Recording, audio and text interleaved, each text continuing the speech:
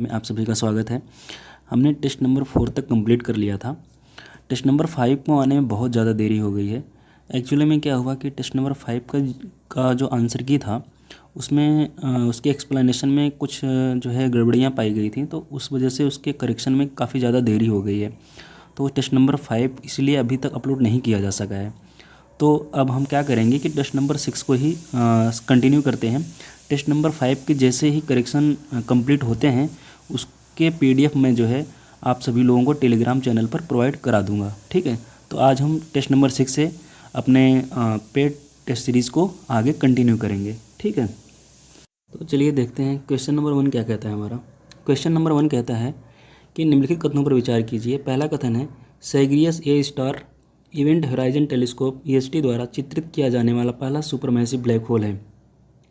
और दूसरा कहता है कि ईएसटी यानी इवेंट होराइजन टेलीस्कोप ने सैग्रियस ए स्टार की छवि बनाने के लिए वेरी लॉन्ग बेसलाइन इंटरफेरोमेट्री तकनीक का इस्तेमाल किया। तो ये अगर आपने ये काफ़ी ज़्यादा न्यूज़ में रहा है। जब ब्लैक होल के जो पहली तस्वीर काफ़ी ज़्यादा न्यूज़ में चर्चा में बनी हुई थी, तो उस दौरान जो है काफ़ी ज़्यादा ये न्यूज़ में बना हुआ था। तो उसी के संदर्भ में यहाँ पर ये सवाल पूछा गया है। तो पहला वाला जो कथन है Sagittarius A star event horizon telescope EST द्वारा चित्रित किया जाना पहला सुपरमैसिव ब्लैक होल है, पहला कथन ही गलत हो जाता है। क्योंकि जो पहला सुपरमैसिव ब्लैक होल है इवेंट होराइजन टेलीस्कोप द्वारा चित्रित किया जाने वाला वो है M87 स्टार जो है इवेंट होराइजन टेलीस्कोप द्वारा चित्रित किया जाने वाला पहला सुपरमैसिव ब्लैक होल है, न कि सैग्रियस ए स्टार है। इसलिए पहला हमारा कथन गलत हो जाता है। और दूसरा है ईएसटी यानी इवेंट होराइजन टेलीस्कोप ने सैग्रियस ए स्टार की छवि बनाने के लिए वेरी लॉन्ग बेसलाइन इंटरफेरोमेट्री तकनीक का इस्तेमाल किया। ये बात बिल्कुल सही है। तो दूसरा कथन हमारा सही होता है, तो option B is right answer. Okay, थोड़ा सा और अपना इन्फॉर्मेशन को ऐड ऑन करते हैं। जो हमारा ये ईएसटी यानी इवेंट होराइजन टेलीस्कोप के बारे में जो बात कही जा रही है, इवेंट होराइजन टेलीस्कोप जो है ये देखिए केवल दूरबीन ही नहीं है, इसमें विश्व के 8 शक्तिशाली टेलीस्कोप दूरबीनों का संघ शामिल है जो एक साथ एक विशाल आँख का निर्माण करता है। इस विशाल आँख से जो रिसर्चर्स हैं इन्होंने सैग्रियस ए स्टार को देखा जो पृथ्वी से लगभग जो है 27,000 लाइट ईयर दूर है। ठीक है, हालांकि जो तकनीक बहुत ज़्यादा अलग इसलिए थी इसके संदर्भ में क्योंकि यह जो दूरबीन के बजाय दूरबीनों के नेटवर्क का उपयोग करती है। इसे वेरी लॉन्ग बेसलाइन इंटरफेरोमेट्री का जो है नाम दिया जाता है। उसी संदर्भ में हमारा दूसरा कथन सही होता है। और वर्ष 2020 में एंड्रिया गेज और रेनहार्ड जेंजेल को यह प्रदर्शित करने के लिए नोबेल पुरस्कार दिया गया था कि मिल्की वे के केंद्र में एक अत्यंत भारी और अदृश्य वस्तु मौजूद है जो द्रव्यमान को अपनी ओर खींचती है और उन्हें अत्यधिक गति प्रदान करती है, जिसे सैग्रियस ए स्टार नाम दिया गया। ठीक है, और इस क्षेत्र को सौर द्रव्यमान के लगभग 4 मिलियन गुना के सुपरमैसिव ब्लैक होल की उपस्थिति के लिए जाना जाता है। ठीक है, चलिए आगे बढ़ते हैं। क्वेश्चन नंबर 2 कहता है कि टोमेटो फ्लू के संदर्भ में निम्नलिखित कथनों पर विचार कीजिए और बताइए कि इनमें से कौन सा कथन सही है। पहला कथन कहता है कि यह केवल छोटे बच्चों में होता है और दूसरा कहता है कि इसके उपचार के लिए कोई विशिष्ट दवा उपलब्ध नहीं है। तो टोमेटो फ्लू के बारे में थोड़ा हम जान लेते हैं। टोमेटो फ्लू जो है ये एक सेल्फ लिमिटिंग डिजीज़ है यानी आत्मसीमित बीमारी, जिसका अर्थ ये होता है कि यह स्वतः या अपने आप ठीक हो जाती है और इसका किसी व्यक्ति के स्वास्थ्य पर कोई दीर्घकालिक या हानिकारक प्रभाव नहीं पड़ता है। ठीक है, इसे टोमेटो फ्लू इसलिए कहा जाता है क्योंकि यह दर्दनाक फफूले जो होते हैं जो रोगी के शरीर पर आ जाते हैं और धीरे धीरे बढ़कर टमाटर के जैसे आकार हो जाते हैं। ठीक है, इसलिए इसको जो है टोमेटो फ्लू का नाम दिया जाता है। तो पहला वाला कथन जो है ये केवल छोटे बच्चों में होता है, ये बात गलत है क्योंकि यह रोग जो है 1 से 10 साल के जो आयु के जो बच्चे हैं, छोटे बच्चे हैं और कमज़ोर प्रतिरक्षा वाले यानी जिनकी इम्यूनिटी बहुत ज़्यादा कमज़ोर है और वो वयस्क हैं, तो उनको भी ये रोग जो है प्रभावित करता है। तो इसलिए केवल छोटे बच्चों में होता है, ये बात गलत हो जाती है। दूसरा वाला है इसके उपचार के लिए कोई विशिष्ट दवा उपलब्ध नहीं, ये बात बिल्कुल सही है क्योंकि अभी तक जो है इस बीमारी के लिए कोई विशिष्ट दवा नहीं बनाई जा सकी है। वर्तमान में चिकनगुनिया और डेंगू के लिए जो दवाओं के विभिन्न संयोजन के साथ जो है इसका इलाज किया जा रहा है। यानी चिकनगुनिया और डेंगू के ठीक करने के लिए जो दवाइयाँ उपयोग की जाती हैं उनका एक कॉम्बिनेशन बना करके इस रोग को जो है ठीक करने में प्रयोग में लाया जाता है। ठीक है, तो दूसरा वाला कथन हमारा सही होता है, तो option B is right answer. ठीक है, चलिए आगे बढ़ते हैं। क्वेश्चन नंबर 3 देखते हैं। क्वेश्चन नंबर 3 जो है जीव दिया गया है और उसके प्रजनन की विधि दी गई है और हमें बताना है कि इनमें कौन सा युग्म सही सुमेलित है। पहला है कवक यानी फंगस, ये बीजाणु समासंग प्रजनन की विधि द्वारा जो है अपने प्रजनन की प्रक्रिया को कंप्लीट करता है। हाइड्रा ये मुकुलन द्वारा होता है और फ्लैट वॉर्म ये पुनर्जनन द्वारा होता है। अमीबा ये द्विखंडन द्वारा होता है। यहाँ पे चारों की चारों बातें जो हैं प्रजनन के संबंध में और उस जीव के संबंध में बिल्कुल सही हैं। ठीक है, तो इसका डी हमारा राइट आंसर हो जाता है। इसको आप लोग जो है नोट डाउन कर लीजिएगा। देखिए मुकुलन क्या होता है कि एक अलैंगिक प्रजनन का एक रूप है जो जीव के एक हिस्से में वृद्धि के परिणामस्वरूप मूल जीव से दो जीवों में अलग हो जाता है। मतलब कोई एक जीव है तो अब जब इनका प्रजनन होगा तो ये दो भागों में विभक्त होकर के अपने प्रजनन क्रिया को कंप्लीट करता है। ठीक है, और जो बीजाणु समासंग वाला जो वर्ड दिया गया है इसके संबंध में क्या होता है कि कवक में जो बीजाणु जो होते हैं वे नमी, तापमान और भोजन की उपलब्धता की उपयुक्त परिस्थितियों में अंकुरित होकर के नए जीव में विकसित होते हैं। और पुनर्जनन जो रीजनरेशन बोला जाता है ये जो है अलैंगिक जो एक जीव का खंड होता है वो जो अब कई कई भागों में जब टूट जाता है तो इसके प्रत्येक खंड से एक अलग जीव की वृद्धि होती है, उसे ही पुनर्जनन बोला जाता है। और द्विखंडन यानी इसको हम बाइनरी फिजन भी बोलते हैं। तो अलैंगिक प्रजनन का एक तरीका है ये जिसमें एक जीव जो है दो अलग अलग जीवों या दो भागों में विभाजित हो जाता है जो शरीर के लुप्तप्राय हिस्सों का पुनर्जनन करते हैं। ठीक है, चलिए आगे बढ़ते हैं। क्वेश्चन नंबर 4 पे चलते हैं। क्वेश्चन नंबर 4 कहता है कि लंगिया वायरस, ये काफ़ी ज़्यादा जो है न्यूज़ में बना हुआ था, उसी संदर्भ में ये जो है सवाल बनाया गया है। तो लंगिया वायरस के संदर्भ में पहला कथन कहता है कि ये विषाणुओं की उसी फैमिली से संबंधित है जो घातक जीका जीवाणु से विषाणु से संबंधित है। यही बात गलत हो जाती है क्योंकि जो लंगिया वायरस है उसके संदर्भ में ये विषाणुओं की उस फैमिली से संबंधित है जिसका ये मतलब जिस फैमिली से संबंधित है वो निपाह जो वायरस है उनका जो संघ है उससे संबंधित है, यानी निपाह वायरस की फैमिली से संबंधित लंगिया वायरस। ठीक है, तो पहला कथन गलत होता है। और दूसरा कथन कहता है कि लंगिया वायरस से पीड़ित व्यक्ति के लिए कोई लाइसेंस प्राप्त दवाएं या टीके उपलब्ध नहीं है। ये बात बिल्कुल सही है, तो दूसरा कथन हमारा सही होता है, तो बी इज राइट आंसर। ठीक है, लंगिया वायरस के बारे में थोड़ा सा और जान लेते हैं। लंगिया वायरस एक जूनोटिक वायरस है, यानी एक जूनोटिक डिजीज़ है, यानी यह जानवरों से इंसानों में फैलता है। लंगिया जीनो हेनिपा वायरस का एक हिस्सा है जिसमें सिंगल स्ट्रैंड आरएनए जीनोम एक नकारात्मक अभिविन्यास के साथ जुड़ा होता है। लंगिया वायरस का पहला मामला जो है 2019 में सामने आया था, जो लंगिया वायरस को जो है अनेक प्रकार के रोगजनकों में विभाजित भी करता है। यह एशिया पैसिफिक रीजन में जूनोसिस का उभरता हुआ एक कारण है। ठीक है, पहले खोजे गए जो हेनिपा वायरस का प्रकार था उसके अन्य वायरसों में मोजियांग, घनियन, सीडर, निपाह, हेंड्रा है। ठीक है, और इसके लक्षण में क्या होता है, बुखार होता है, थकान होती है बहुत ज़्यादा, और खांसी भी आता है, जी मिचलाता है, सिर दर्द होता है, भूख नहीं लगती है, इत्यादि बहुत सारे जो है प्रॉब्लम्स जो है होती हैं। जो भी बीमार व्यक्ति होता है इस रोग से पीड़ित होता है। ठीक है, चलिए आगे बढ़ते हैं। क्वेश्चन नंबर 5 देखते हैं। क्वेश्चन नंबर 5 कहता है कि निम्नलिखित कथनों पर विचार कीजिए और बताइए कि इनमें से कौन सा कथन सही है। पहला कथन कहता है कि मत्स्य पालन क्षेत्र को सूर्योदय क्षेत्र से के नाम से भी जाना जाता है, यानी सनसेट जो है सूर्योदय यानी सनशाइन रीजन के नाम से भी जाना जाता है। ठीक है, और दूसरा कथन कहता है कि हेरमोन मछली की एक हाइब्रिड प्रजाति है जो तिलापिया से उत्पन्न हुई है। पहला कथन भी सही है, दूसरा कथन भी सही है। और तीसरा कथन कहता है कि जो हेरमोन मछली है ये अपने उच्च तापमान के प्रतिरोध के लिए जानी जाती है। यही बात ये गलत हो जाती है हेरमोन मछली के संदर्भ में, क्योंकि हेरमोन मछली जो होती है ये जो है कम तापमान के प्रतिरोध के लिए जानी जाती है। ठीक है, यह हल्के आकर्षक रंगों के संदर्भ में काफ़ी ज़्यादा जो है न्यूज़ में बनी हुई थी, तो इसलिए काफ़ी ज़्यादा जो है न्यूज़ में होने की वजह से इसको प्रश्न के रूप में आपको दिया गया है। ठीक है, तो पहला कथन सही है, दूसरा कथन सही है, तीसरा गलत होते ही हमारा जो है ऑप्शन ए इसका राइट आंसर हो जाता है। चलिए आगे बढ़ते हैं। Question number 6। क्वेश्चन नंबर 6 कहता है कि निम्नलिखित खबरों में रहा अल्फ़ा फोल्ड, ये जो अल्फ़ा फोल्ड के संदर्भ में इसमें कौन सा कथन है जो पूर्ण रूप से सही रूप में उसको जो है संदर्भित करता है। तो अल्फ़ा फोल्ड जो है आपने अगर इसको पढ़ा हुआ तभी आप इसका आंसर दे पाएंगे, क्योंकि यह न्यूज़ में बना हुआ था। तो मैं आपको बता देता हूँ, इसका आंसर बी है।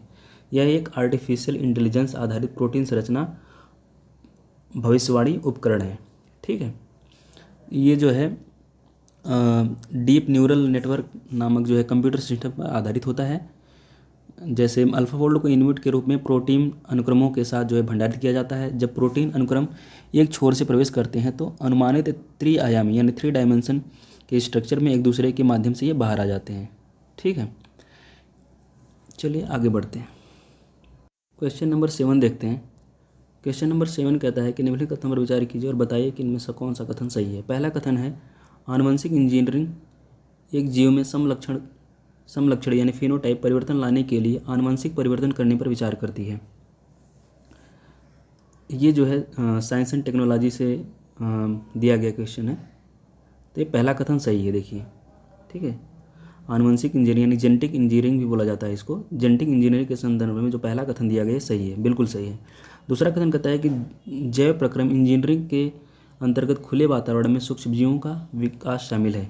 यहीं पर दूसरा कथन गलत हो जाता है। गलत इसलिए है क्योंकि जैव प्रक्रम जो इंजीनियरिंग होती है उसमें रासायनिक इंजीनियरिंग प्रक्रमों में रोगाणु रहित सूक्ष्म जीव संदूषण रहित जो होते हैं, रोगाणु रहित वातावरण बनाकर केवल वांछित सूक्ष्म जीवों और सुकेंद्रीय कोशिकाओं में वृद्धि करके अधिक मात्रा में जैव प्रौद्योगिकी उत्पादों जैसे एंटीबायोटिक्स हो गए, टीके हो गए, एंजाइम्स हो गए इत्यादि का निर्माण किया जाता है। तो उस संदर्भ में हमारा दूसरा कथन गलत हो जाता है। तो दूसरा कथन गलत होते ही हमारा सही ऑप्शन जो होगा ये ए होगा। ए इज राइट आंसर। ओके, चलिए आगे बढ़ते हैं। क्वेश्चन नंबर 8 जो है शैवाल के प्रकार और प्रजनन की विधि के संदर्भ में दिया गया है। अभी मैं इसी से रिलेटेड एक तरीके का क्वेश्चन मैंने पीछे किया है, तो मैं आप सभी लोगों को ये 8वां क्वेश्चन आप सभी लोगों के लिए देता हूँ। आप लोग जो है इसका सही आंसर जो है कमेंट बॉक्स में हमें मुझे दीजिएगा। अगर आप गलत बताएंगे तो मैं उसका जो है सही जवाब आप लोगों को कमेंट बॉक्स में दे दूंगा। ठीक है, 8वां आप लोग जो है खुद करिए। नंबर 9 पे चलते हैं। क्वेश्चन नंबर 9 लाइकेन के संदर्भ में पूछा गया सवाल है।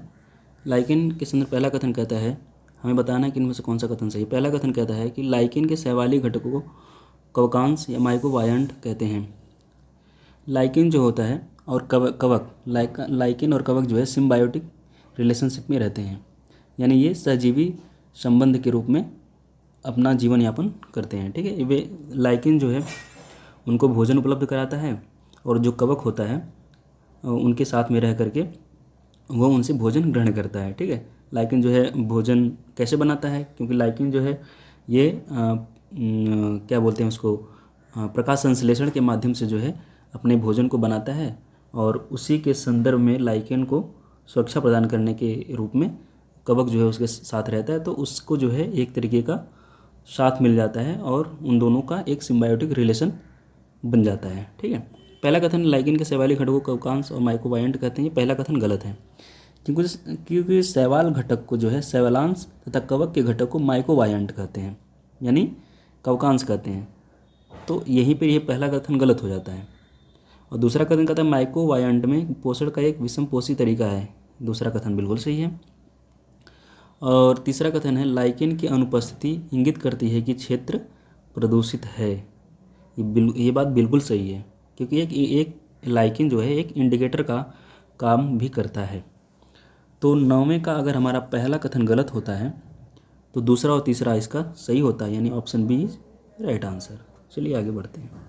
क्वेश्चन नंबर 10 पे चलते हैं। क्वेश्चन नंबर 10 कहता है कि बीटा टॉक्सिन जैसे फसलों की कीट प्रतिरोधी किस्मों को विकसित करने के लिए जो जैव प्रौद्योगिकी विधियों द्वारा प्रयोग किया जाता है को प्राप्त किया जाता है, ये जीवाणु होता है। तो ऑप्शन डी हमारा इसका राइट आंसर होता है, क्योंकि बी थुरिंजिएंसिस अपनी वृद्धि की विशेष अवस्था में कुछ प्रोटीन कणों का निर्माण करती है और इन कणों में विषाक्त कीटनाशक प्रोटीन होता है। यह टॉक्सिन जो होता है ये विशिष्ट कीटों जैसे लिथिडोप्टेसन होता है जो तंबाकू की कलिका होती है उसमें कीड़े के रूप में, सैनिक कीड़े के रूप में भी कार्य करता है। और कोलियोप्टेरान होता है जो भृंग, और वो एक डिप्टोटेरान, ये जो है मक्खी जो मच्छर होते हैं उनको मारने में सहायक होता है। तो बी टॉक्सिन जो होता है ये बीटी टॉक्सिन जो होता है जिसे हमने बी थुरिंजिएंसिस के नाम से भी जानते हैं, जीन जीवाणु से क्लोरीकृत होकर के पौधों में अभिव्यक्त होकर कीटों के प्रति प्रतिरोधकता पैदा करता है, जिससे कीटनाशकों के उपयोग की आवश्यकता नहीं रह जाती है। तो इस संदर्भ में इस तरह से जैव पीड़कनाशों का निर्माण किया जाता है। ठीक है, चलिए आगे बढ़ते हैं। क्वेश्चन नंबर 11 पे चलते हैं। ये प्लाज्मिड के संदर्भ में है। ये भी साइंस एंड टेक्नोलॉजी से पूछा गया सवाल है। बताना है कि कौन सा कथन सही है। पहला कथन कहता है कि वे सभी जीवों में मौजूद एक्स्ट्रा क्रोमोसोमल डीएनए हैं। ये बात यहीं पे गलत हो जाती है, क्योंकि प्लाज्मिड स्वायत्त रूप से सर्कुलर एक्स्ट्रा क्रोमोसोमल डीएनए की प्रतिकृति यानी प्रतिरूप तैयार कर रहे होते हैं, जो बैक्टीरिया में मौजूद है। इसलिए पहला कथन हमारा गलत हो जाता है। ठीक है, ये एक्स्ट्रा क्रोमोसोमल डीएनए नहीं, ये सर्कुलर एक्स्ट्रा क्रोमोसोमल डीएनए की प्रतिकृति तैयार करते हैं। ठीक है, और दूसरा है वे इनसे जुड़े डीएनए के टुकड़ों को स्थानांतरित करने के लिए वेक्टर के रूप में कार्य किया जाता है। ये बात बिल्कुल सही है, तो हमारा ऑप्शन बी सही होता है। B is right answer.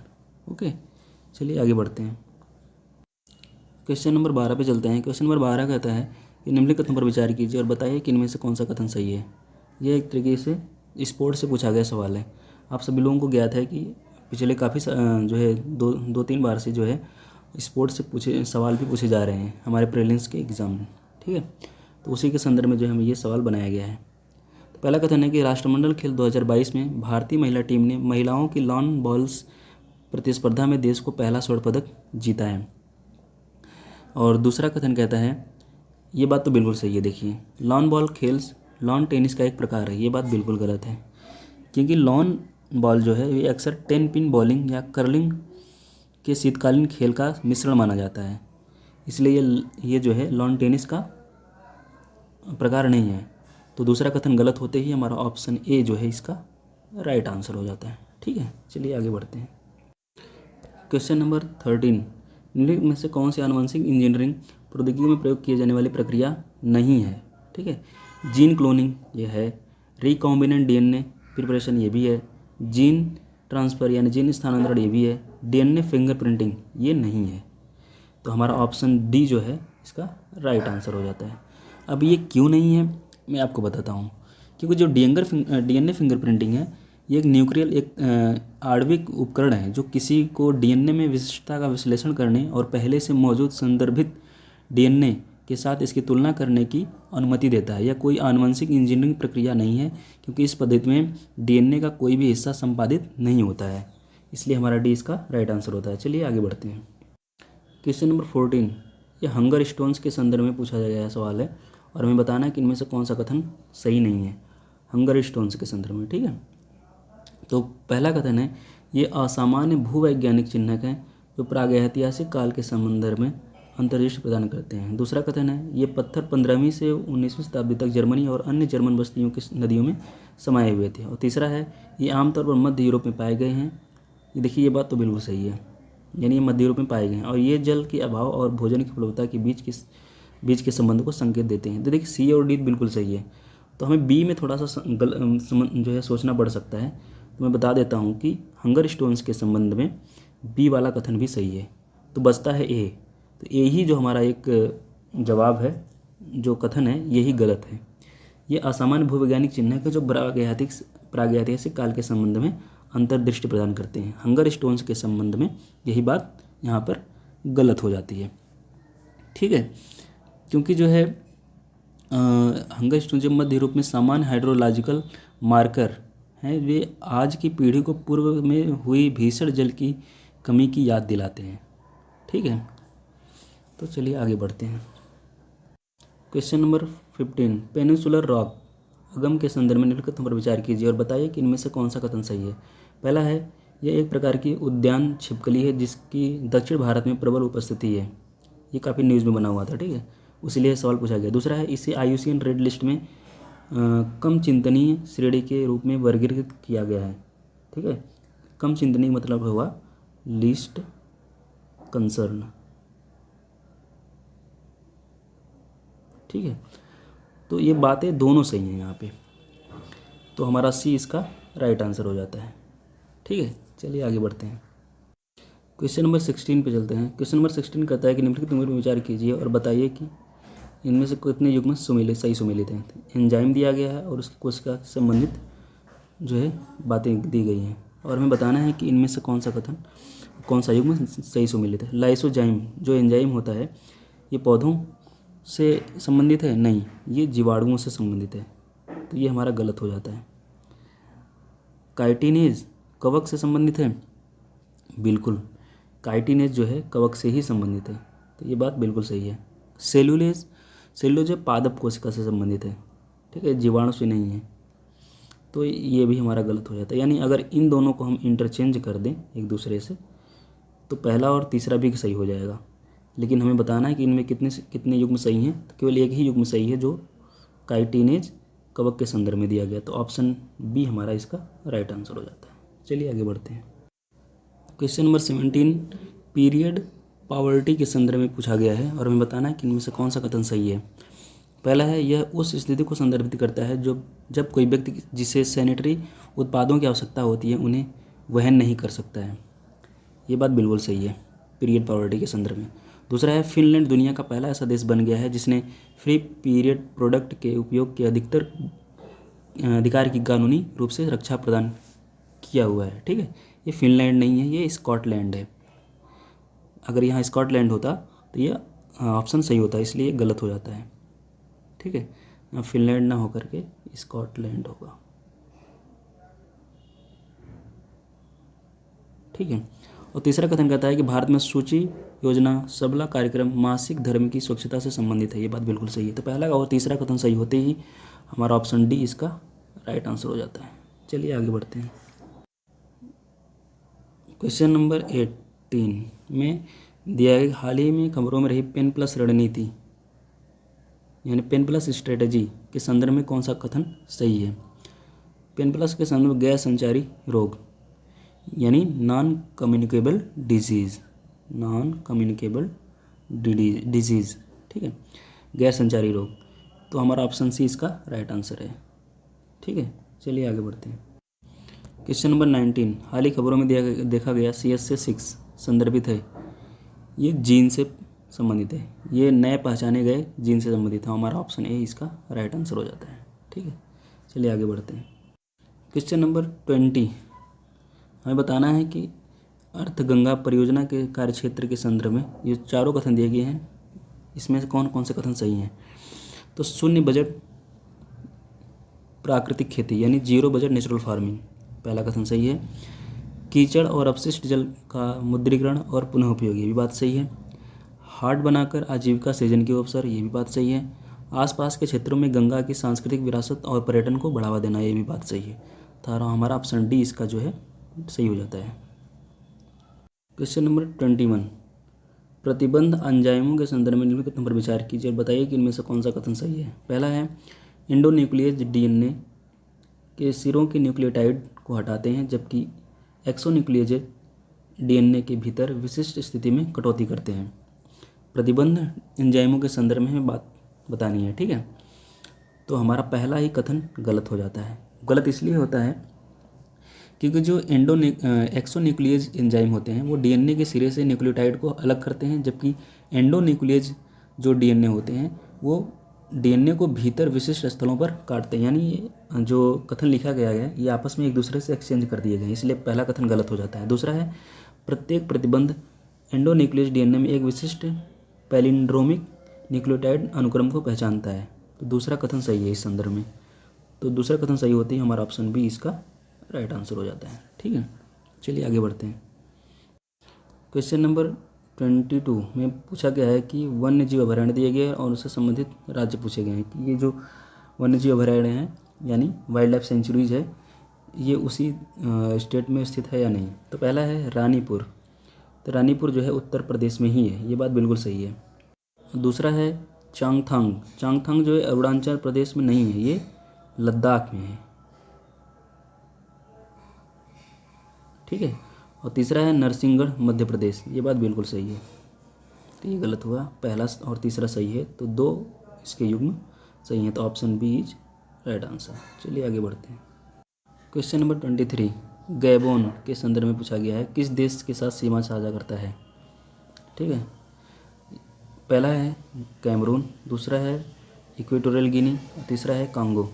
यहाँ पे तीनों जो देश हैं ये गैबोन के साथ सीमा साझा करते हैं। तो हमारा ऑप्शन डी इसका राइट आंसर हो जाता है। मैंने आप सभी लोगों को बोला हुआ था कि आप सभी लोग जो है मैपिंग के जितने भी सवाल बनाने हैं तो आप सब लोग डेली का डेली जो है कम से कम 15 से 20 मिनट जो है मैप को निहारा करिए, यानी देखा करिए उसको। तो आपकी ऑब्जर्वेशन काफ़ी अच्छी हो जाएगी, तो आप मैप के जितने भी क्वेश्चन हैं आसानी से आप लोग उसको सॉल्व कर पाओगे। ठीक है, चलिए आगे बढ़ते हैं। क्वेश्चन नंबर 24 पे चलते हैं। ये संघ पूछा गया है और इसके लक्षण पूछे गए हैं। तो ये आप लोगों ने साइंस एंड टेक्नोलॉजी में जो है इसको ये बेसिक्स हैं एक तरीके के, आप लोगों ने इसको ज़रूर पढ़ा होगा। तो आप लोग इस सवाल का जवाब खुद दीजिए। ठीक है, इनमें से कितने युग्म सही हैं और कौन से युग्म गलत हैं, और जो गलत हैं वो गलत क्यों हैं और उसका सही ऑप्शन क्या होगा। ठीक है, और कौन से सही उसके लक्षण होंगे। ठीक है, तो आप लोग उसका जो है सही जवाब दे करके कमेंट बॉक्स में बताइएगा। चलिए आगे बढ़ते हैं। क्वेश्चन नंबर 25, किसी दिए गए समय मृदा में मौजूद कार्बन, नाइट्रोजन, फास्फोरस, कैल्शियम आदि पोषक तत्वों की मात्रा को कहा जाता है। पहला दिया गया है स्थित शस्य या खड़ी फसल, दूसरा है स्थायी अवस्था, तीसरा है क्रमक और चौथा है ह्यूमस। तो आप लोगों ने अगर मृदा से संबंधित जितने भी महत्वपूर्ण फैक्ट्स हैं अगर आपने उनको पढ़ा होगा तो आप लोग जो है 25 का आंसर आसानी से कर पाएंगे। तो मैं आप सभी लोगों को बता देता हूँ 25 का आंसर इसका जो होगा बी होगा, स्थायी अवस्था। स्थायी अवस्था जो है ये इसके संदर्भ में बात सही है, यानी मृदा में जो विद्यमान पोषक तत्वों की मात्रा होती है जैसे कार्बन, नाइट्रोजन, फास्फोरस, कैल्शियम आदि को स्थायी अवस्था के रूप में जाना जाता है। ठीक है, चलिए आगे बढ़ते हैं। क्वेश्चन नंबर 26, मूल जड़ के प्रकार दिए गए हैं और उनके कौन से कार्य हैं, क्या उनके उद्देश्य हैं, और हमें बताना है कि इनमें से कितने युग्म सही हैं। पहला है मूसला जड़, ये संग्रह करती है, ये बात बिल्कुल सही है, ये सब बेसिक से ही है। ठीक है, दूसरा है अवस्तंभ, ये सहारा प्रदान करती है, ये बात बिल्कुल सही है। और तीसरा है श्वसन मूल, ये श्वसन का कार्य करती है, यानी श्वसन करने के कार्य में महत्वपूर्ण भूमिका निभाती है। तो हमारे तीनों युग्म यहाँ पे सही हैं, तो 26 का इसका डी हो जाता है। ठीक है, डी इज राइट आंसर। चलिए आगे बढ़ते हैं।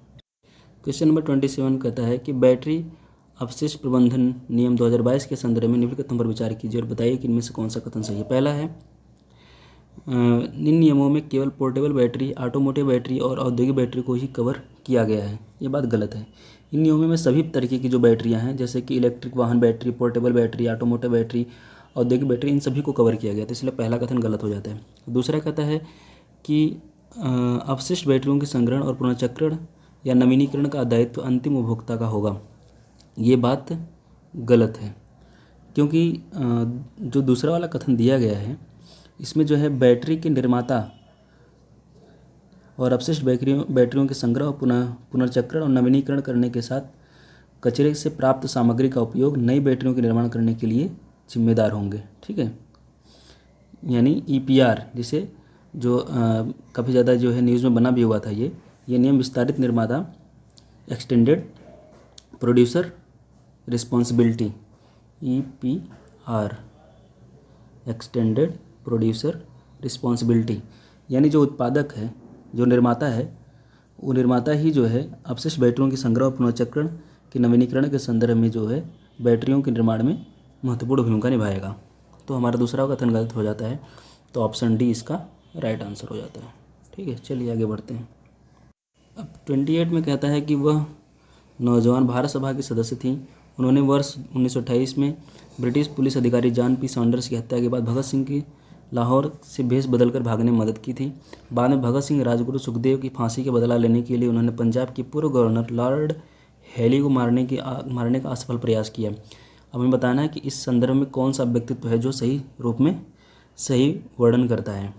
ठीक है, उसके संदर्भ में जो सारी बातें लिखी गई हैं वो सही हैं। तो दुर्गावती देवी है, दुर्गावती देवी के संदर्भ में जो है सारी बातें सही हैं, तो हमारा ऑप्शन ए इसका राइट आंसर हो जाता है। क्वेश्चन नंबर 29 पूछता है कि इनमें से कौन सा कथन सही है। DNA धनात्मक रूप से आवेशित होता है, ये बात यहीं पे गलत हो जाती है, क्योंकि DNA जो होता है ये धनात्मक ना होकर के ये ऋणात्मक रूप में होता है। ठीक है, दूसरा है जैल विद्युत का संचलन इलेक्ट्रोफोरेसिस के दौरान DNA के टुकड़े के एनोड की ओर बढ़ते हैं, ये बात बिल्कुल सही है। और तीसरा है जैल विद्युत का संचलन यानी इलेक्ट्रोफोरेसिस के दौरान DNA का सबसे छोटा टुकड़ा एनोड के सबसे करीब जाता है, ये बात बिल्कुल सही है। दूसरा और तीसरा सही होते ही हमारा ऑप्शन बी इसका राइट आंसर हो जाता है। ठीक है, तो 29 का हमारा ऑप्शन हो जाता है बी। तो डीएनए के बारे में थोड़ा सा जान लेते हैं। डीएनए जो है डीऑक्सी राइबो न्यूक्लिक एसिड के रूप में भी जाना जाता है। ये नकारात्मक रूप से आवेशित अणु होते हैं। ठीक है, डीएनए खंडों को एगारोज जेल के निस्पंदन प्रभाव द्वारा उनके आकार के अनुसार अलग करते हैं। इस कारण खंड जितने भी छोटे आकार के होते हैं वे अधिक दूर चलते चले जाते हैं। ठीक है, चलिए आगे बढ़ते हैं। क्वेश्चन नंबर 30 लॉर्ड कर्जन के संबंध में पूछा है। तुम्हें बताना है कि इनमें से कौन सा कथन सही है। पहला है वह ब्रिटिश शासन के दौरान भारत के सबसे कम आयु के वायसराय थे। और दूसरा कथन कहता है पहला कथन देखिए सही है, लॉर्ड कर्जन जो है ब्रिटिश शासन के दौरान भारत के सबसे कम आयु के वायसराय थे। और दूसरा कथन है उनके वायसराय के कार्यकाल के समय सूरत विभाजन हुआ था। ये बात गलत है। गलत इसलिए है क्योंकि सूरत जो अधिवेशन हुआ था वो 1907 में हुआ था। ठीक है, ये 1907 में हुआ था। ठीक है, के दौरान जो है कांग्रेस का विभाजन चरमपंथियों और नरमपंथियों के बीच लॉर्ड मिंटो द्वितीय के वायसराय के दौरान हुआ था, न कि लॉर्ड कर्जन के समय हुआ था। ठीक है, इसलिए दूसरा कथन गलत होता है। दूसरा है यह वाणिज्यिक और उद्योग विभाग की स्थापना के लिए जिम्मेदार थे। ये बात बिल्कुल सही है। तो पहला और तीसरा कथन सही होते ही हमारा ऑप्शन सी इसका राइट आंसर हो जाता है। ठीक है, चलिए आगे बढ़ते हैं। क्वेश्चन नंबर 31 ध्रुवीय प्रवर्धन के संदर्भ में बताना है कि इनमें से कौन सा कथन सही है। ध्रुवीय प्रवर्धन जो है इसको पोलर एम्प्लीफिकेशन के नाम से भी जाना जाता है। तो पहला कथन कहता है कि यह दक्षिणी गोलार्ध में अधिक स्पष्ट होता है। ठीक है, तो ये बात गलत है क्योंकि पोलर एम्प्लीफिकेशन या ध्रुवीय प्रवर्धन ये जो है उत्तरी अक्षांशों पर अधिक जो है स्पष्ट होता है। ये इन्हें आर्कटिक प्रवर्धन के रूप में भी जाना जाता है। और दूसरा कथन कहता है कि यह आर्कटिक में लाइकेन की उपलब्धता को प्रभावित कर रहा है। ये बात बिल्कुल सही है क्योंकि वार्मिंग से जो है वर्षा की घटनाओं में वृद्धि होती है जो बारहसिंगा के लिए लाइकेन की उपलब्धता और पहुंच को प्रभावित कर रही है। उनकी पहुंच ज़्यादा बढ़ रही है तो इससे व्यापक भुखमरी और मृत्यु हो रही है। ठीक है, तो दूसरा कथन हमारा सही होता है। पहला गलत होता है क्योंकि ये उत्तरी गोलार्ध में होता है, अधिक रूप में स्पष्ट होता है। तो पहला कथन गलत होते ही हमारा दूसरा ऑप्शन सही होता है। तो बी इज राइट आंसर। थोड़े अपनी इन्फॉर्मेशन को ऐड ऑन करते हैं ध्रुवीय प्रवर्धन के संदर्भ में। ध्रुवीय प्रवर्धन जो है ग्लोबल वार्मिंग के कारण पृथ्वी के औसत तापमान में 1.1 डिग्री सेल्सियस की वृद्धि होने की वजह से होती है। जब पूरे ग्रह में परिवर्तन देखे जाते हैं तो सतही वायु तापमान और शुद्ध विकिरण संतुलन में कोई भी परिवर्तन उत्तरी एवं दक्षिणी ध्रुवों पर बड़े परिवर्तन के रूप में उत्पन्न होता है। यही एक ध्रुवीय प्रवर्धन के रूप में उभर कर सामने आता है। ठीक है, अब इसके प्रभाव ये होते हैं कि आर्कटिक में ग्लोबल वार्मिंग के परिणामस्वरूप समुद्री बर्फ कम हो रही है। जैसे जैसे समुद्री बर्फ पिघल रही है आर्कटिक महासागर सौर विकिरण को अवशोषित करने में अधिक सक्षम होगा, जिससे प्रवर्धन और ज़्यादा बढ़ेगा। ठीक है, नॉर्मल लैप्स रेट जिस पर तापमान में वृद्धि के साथ गिरावट आती है ग्लोबल वार्मिंग के साथ घटता जा रहा है। ठीक है, ऐसे बहुत सारी प्रॉब्लम्स हैं जो ध्रुवीय प्रवर्धन के कारण ये समस्याएं देखी जा रही हैं। क्वेश्चन नंबर 32 कहता है कि पादप जगत के संदर्भ में लिखित पर विचार कीजिए और बताइए कि इनमें से कौन सा कथन सही है। पहला है वाहिका का होना एंजियोस्पर्म का प्रमुख गुण है। बात सही है। जिम्नोस्पर्म में चालनी नलिका और सहचर कोशिकाओं का अभाव होता है। ये बात भी सही है। तो सी हमारा इसका राइट आंसर हो जाता है। ठीक है, चलिए आगे बढ़ते हैं। क्वेश्चन नंबर 33 बताना है कि विटामिन और इससे कमी से होने वाला जो रोग है उसके संदर्भ में कौन सा युग्म सही सुमेलित है। पहला है विटामिन ए छीड़ता यानी दृष्टिहीनता। ये बात सही है। विटामिन सी स्कर्वी होता है। ठीक है, विटामिन डी दंत क्षय न होकर के ये रिकेट्स यानी हड्डियों से संबंधित प्रॉब्लम्स होती हैं। ठीक है, तो हमारा तीसरा कथन गलत होता है। चौथा है विटामिन B1 बेरी। ये बात बिल्कुल सही है। तो पहला दूसरा और चौथा सही होते हैं। हमारा 3 इसके युग्म सही हैं, तो ऑप्शन सी इसका राइट आंसर हो जाता है। ठीक है, चलिए आगे बढ़ते हैं। क्वेश्चन नंबर 34 कहता है कि आर्कटिक स्नेलफिश के संदर्भ में लिखित नंबर विचार कीजिए और बताइए कि इनमें से कौन सा कथन सही है।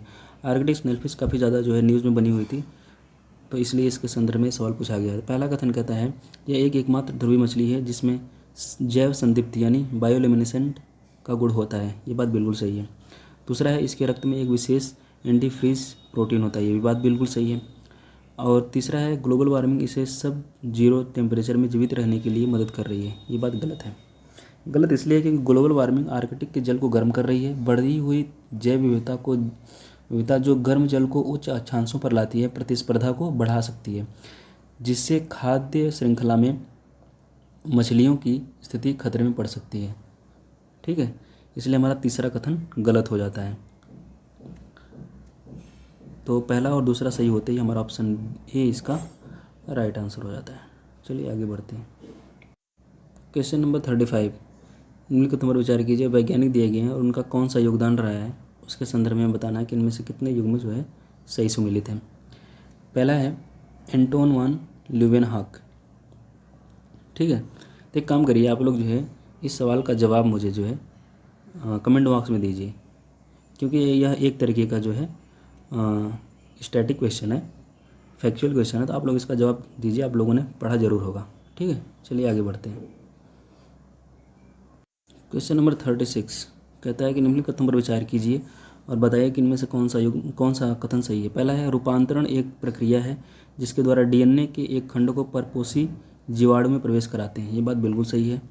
एंटीबायोटिक प्रतिरोध मेज़बान यानी होस्ट जो जीवाणु होता है उसके लिए एक वर्ण योग्य चिन्हक है। ये भी बात बिल्कुल सही है। तो हमारा ऑप्शन सी इसका राइट आंसर हो जाता है।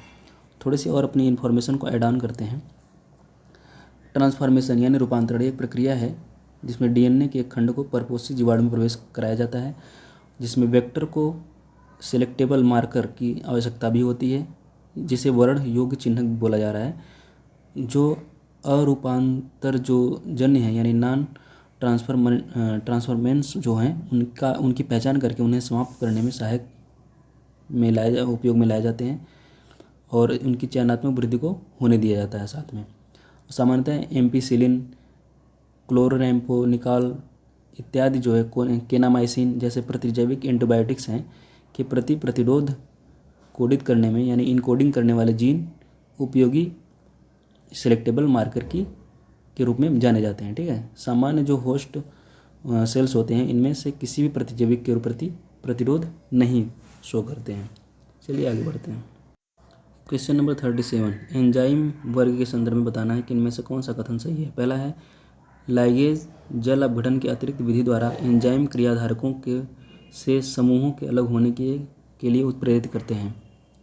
ये देखिए गलत है, क्योंकि जो लाइगेज होते हैं ये जल अपघटन के अतिरिक्त विधि द्वारा एंजाइम क्रियाधारकों से समूहों के अलग होने को उत्प्रेरित करते हैं, जिसके फलस्वरूप द्विबंधों का निर्माण होता है। इसलिए पहला कथन हमारा गलत हो जाता है। ठीक है, दूसरा है लाइगेज एंजाइमों के द्वियौगिकों के आपस में जुड़ने को उत्प्रेरित करते हैं। ये भी बात गलत है, क्योंकि लाइगेज जो होते हैं ये दो यौगिकों के आपस में जुड़ने को उत्प्रेरित तो करते हैं, लेकिन जैसे एंजाइम जो carbon oxygen, carbon sulphur, carbon nitrogen, phosphorus oxygen बंधों के निर्माण के लिए उत्प्रेरित करते हैं।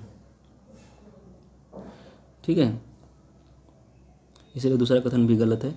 तो हमारा ऑप्शन डी इसका राइट आंसर हो जाता है। चलिए आगे बढ़ते हैं। एक सेकंड जो है 37 में जो है यहाँ पर जो पूछा गया है कि इनमें से कौन सा कथन सही है, जबकि यहाँ पे पूछना इसको ये चाहिए था कि इनमें से कौन सा कथन सही नहीं है, तब जो है जाकर के ये डी इसका सही आंसर होगा, क्योंकि पहला कथन दूसरा कथन दोनों यहाँ पर सही हैं। ठीक है, तब जाकर के इसका डी ऑप्शन होगा। चलिए आगे बढ़ते हैं। इसको आप लोग जो है करेक्शन कर लीजिएगा।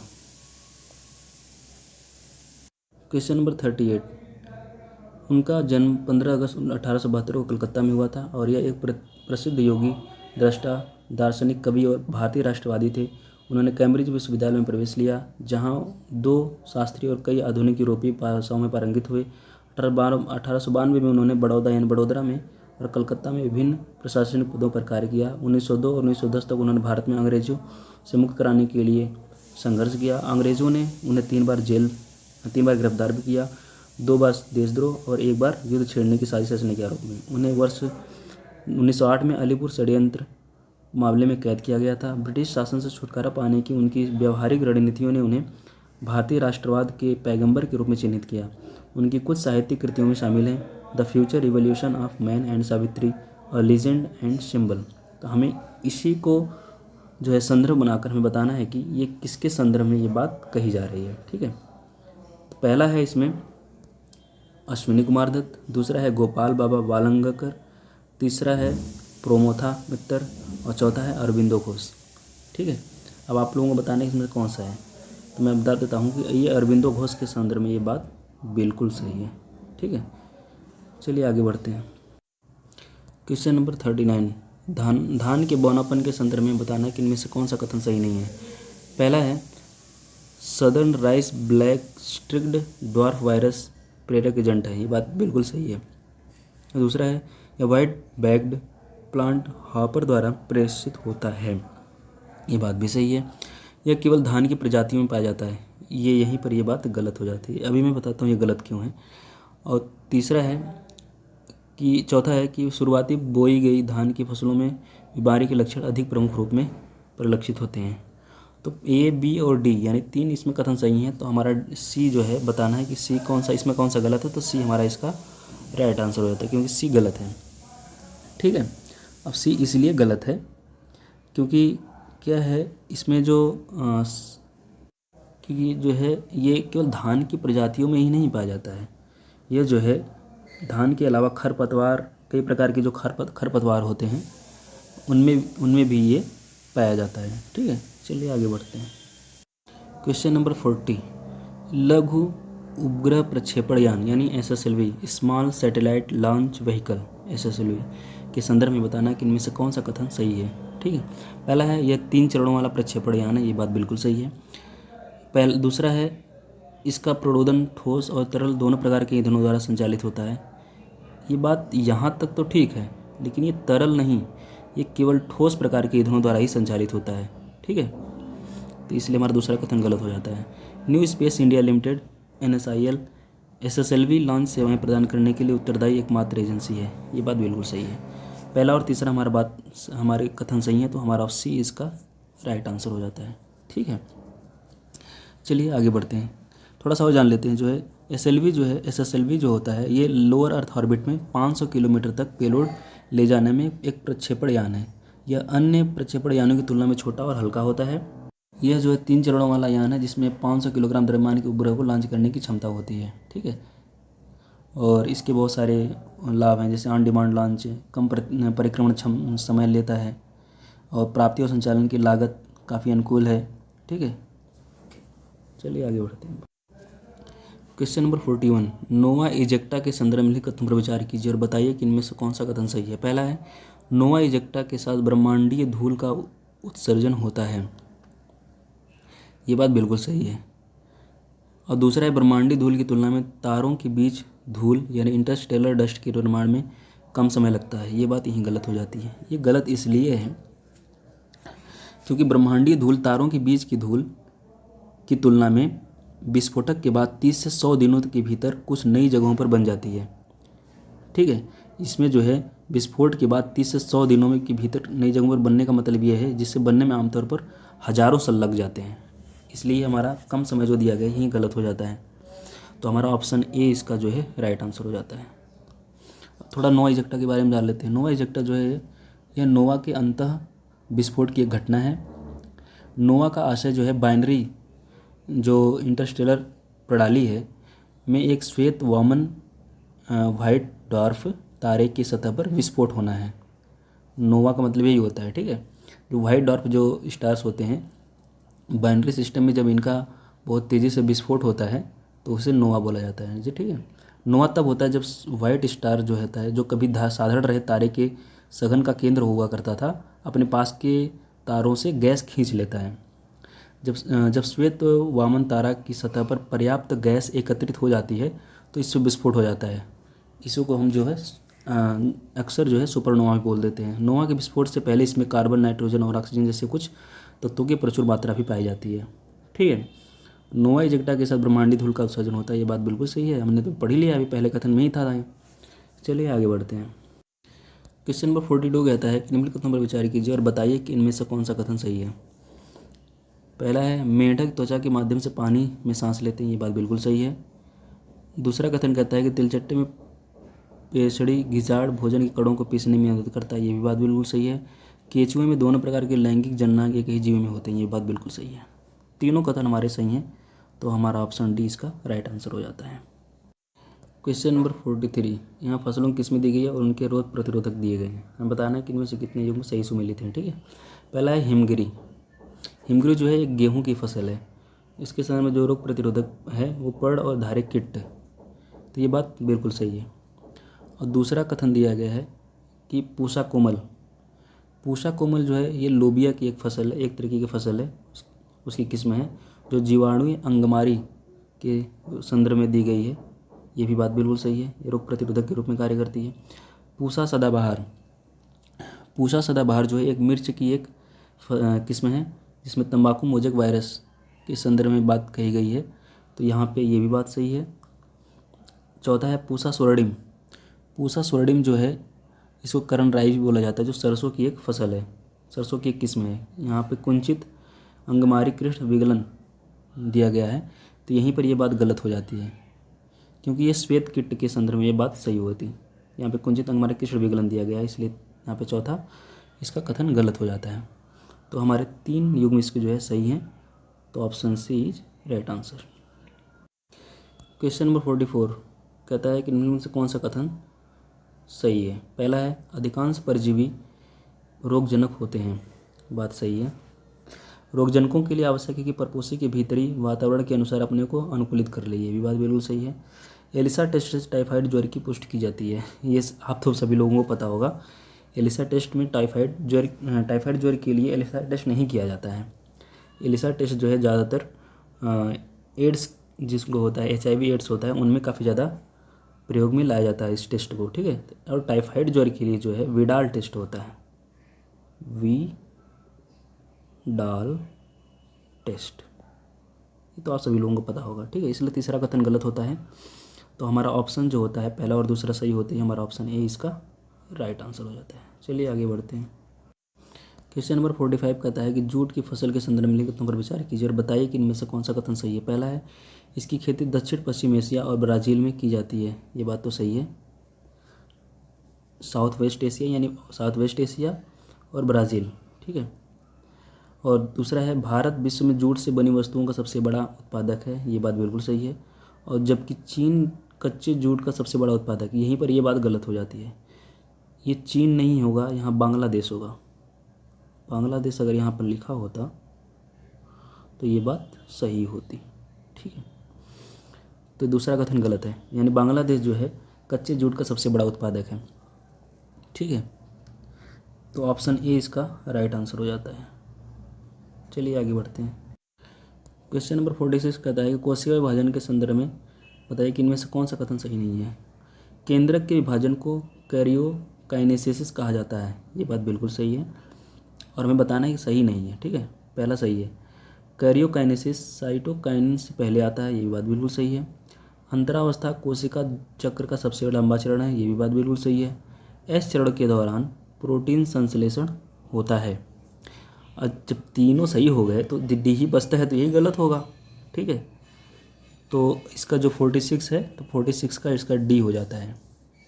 ठीक है, अब देखिए गलत इसलिए है क्योंकि एस या संश्लेषण प्रावस्था के दौरान DNA का निर्माण और इसकी प्रतिकृति होती है। केंद्रक में DNA का जैसे ही प्रतिकृतिकरण होता है वैसे ही तार केंद्रक का कोशिका द्रव्य में प्रतिकृतिकरण होने लग जाता है। इसलिए एस चरण के दौरान प्रोटीन संश्लेषण होता है, ये बात गलत होती है। ठीक है, चलिए आगे बढ़ते हैं। क्वेश्चन नंबर 47 कथन पर विचार कीजिए और बताइए कि इनमें से कौन सा कथन सही है। पहला, भारतीय कृषि अनुसंधान परिषद Indian council of agricultural research ICAR ने हाल ही में चावल की एक किस्म विकसित की जिसे सुपर चार्ज्ड बायोटेक चावल के नाम से जाना जाता है। देखिए 47 का ए गलत है, पहला वाला, क्योंकि Chinese academy of agriculture sciences के वैज्ञानिकों ने दर्शाया है कि जैसे ट्रांसक्रिप्शनल रेगुलेटर अनाज की पैदावार को बढ़ा सकता है, चावल की वृद्धि की अवधि को छोटा कर सकता है, या सुपरचार्ज बायोटेक चावल 40% अधिक अनाज पैदा करता है। ठीक है, ये चाइना के द्वारा जो है इसे लॉन्च किया गया। तो पहला कथन गलत हो जाता है। सुपरचार्ज बायोटेक चावल को जीन संशोधन तकनीकों का उपयोग करके विकसित किया गया है। अब ये भी बात गलत है क्योंकि जीन मॉड्यूलन अंतर्निहित सेलुलर DNA में आनुवंशिक परिवर्तन किए बिना अस्थायी रूप से जीन अभिव्यक्ति के स्तर को बदलने की प्रक्रिया को संदर्भित करता है और शोधकर्ताओं ने उसी मूल जीन को फिर से जोड़ा, न कि किसी विदेशी जीन को या किसी बीटा कपास या बीटा कॉटन के मामले में। इस विधि को आनुवंशिक मॉड्यूलेशन के रूप में वर्णित किया गया है। ठीक है, तो ये बात यहीं पे गलत हो जाती है, इसमें कोई जीन जोड़ा नहीं गया, यानी इनसे कोई जीन एडिटिंग नहीं की गई है। तो हमारा ऑप्शन डी इसका राइट आंसर हो जाता है। चलिए आगे बढ़ते हैं। Question number 48। क्वेश्चन नंबर 48 कहता है कि पॉलीमर का नाम दिया गया और उनके कौन कौन से उपयोग है और हमें बताना है कि इनमें से कितने युग्म सही हैं और कौन कौन से सही हैं। पॉलीप्रोपिल रस्सियों, खिलौनों, पाइपों को बनाने में की जाती है, बात तो सही है। बैकेलाइट विद्युत स्विच, बर्तनों के हैंडल बनाने में, ये भी बात सही है। ग्लिप्टल इंसुलेटर बनाने में, यही बात ये गलत हो जाती है, इंसुलेटर बनाने में नहीं है, प्रलेप बनाने में किया जाता है इसका उपयोग। प्रलेप हो गया और प्रलाक्ष हो गया। ठीक है, आप लोग गूगल कर लीजिएगा प्रलाक्ष का क्या मतलब होता है इंग्लिश में। पॉलीप्रोपाइल पॉलीविनाइल क्लोराइड यानी पीवीसी रेनकोट बनाने में, ये बात तो सही है। तो हमारा पहला, दूसरा और चौथा सही होता है, तो ऑप्शन बी इसका राइट आंसर हो जाता है। चलिए आगे बढ़ते हैं। क्वेश्चन नंबर 49 कहता है कि कौन सी खरीफ फसलें हैं। ठीक है, देखिए खरीफ फसलें वो फसलें होती हैं जो वर्षा ऋतु में बोई जाने वाली फसलें होती हैं। भारत में वर्षा का मौसम आमतौर पर जून से सितंबर तक होता है, यानी जून से सितंबर तक बोई जाने वाली जो भी फसलें होती हैं उनको जो है खरीफ फसलें बोला जाता है। तो खरीफ फसलों के अंतर्गत अगर हम यहाँ पे देखें तो इनमें से कौन कौन से हो सकती हैं। सौंफ हो सकता है, मिर्च हो सकता है, और तो कोई नहीं लग रहा है। धनिया नहीं है, जीरा भी नहीं है, जेई भी नहीं है, तो इसका बी इसका राइट आंसर हो जाता है। ठीक है, खरीफ फसलों में और कौन कौन से आते हैं बता देते हैं आपको।